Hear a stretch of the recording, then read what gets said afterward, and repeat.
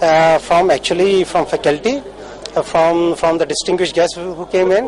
Dr. Sohail Naqvi was here. He's the Vice Chancellor of LUMS. He has been supporting DICE since its inception for the last 7-8 years. Actually, he's also he's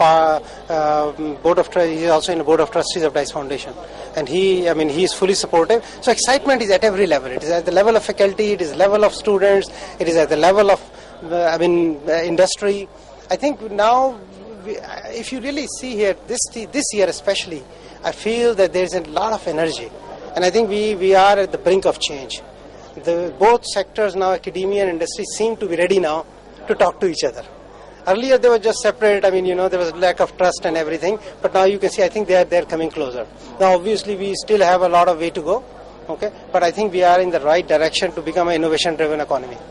If you really look at it, it really ceases to amaze me how these developed countries, all the developed countries, how they use innovation as a tool to continue to sustain their prosperity, continue to sustain their standard of living just through innovation. Continuous stream of innovations.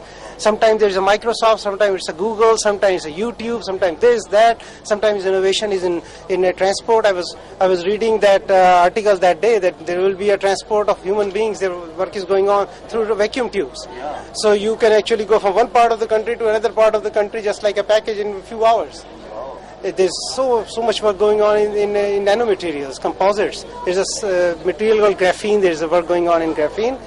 There's I think it's thousands, it's smaller than thousands of human hair, 1,000th of them, and 200 times stronger than steel. So powerful. If you go in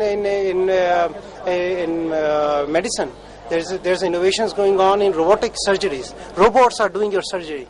Okay, they send a robot and that will do the surgery inside where you cannot go.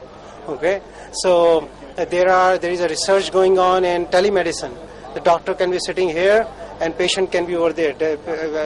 In USA, it is very expensive to go to a hospital or a doctor. Just imagine all our doctors if they can do telemedicine. If they can take the pulse and if they can actually they can really feel what patient is feeling. If you have those innovations. Just imagine if you're sitting in front of your TV, okay, and the company who's giving the ad, they get the feedback right away by sensing your feelings. The people who are listening to the television, okay, if you have seen those Connect and all those games, you have sensors and everything. Just imagine if you are sensing the brain signals and you can sense the emotions, okay. So the company, let's say their ad runs, and right away they know how many people liked it, how many people didn't like it. Okay, so the only limit to innovation is your imagination. So I think that's one thing we should get into it. The whole world has done it. The countries actually who came into being after us, Korea and other, they are going and doing so well. When I went to USA 25 years ago, there was hardly you would see anywhere Korean car. But now Kia and Hyundai is everywhere. They have a major market share there. Okay, so why can't we do it? It's simple. This is not a rocket science, and we have talent. We have, as I said earlier too, that I think I was one of the when I was here studying, one of the top students.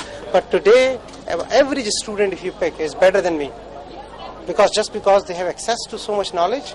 They're much better. If you look at the projects which they have made, they're outstanding. Okay. Thank you.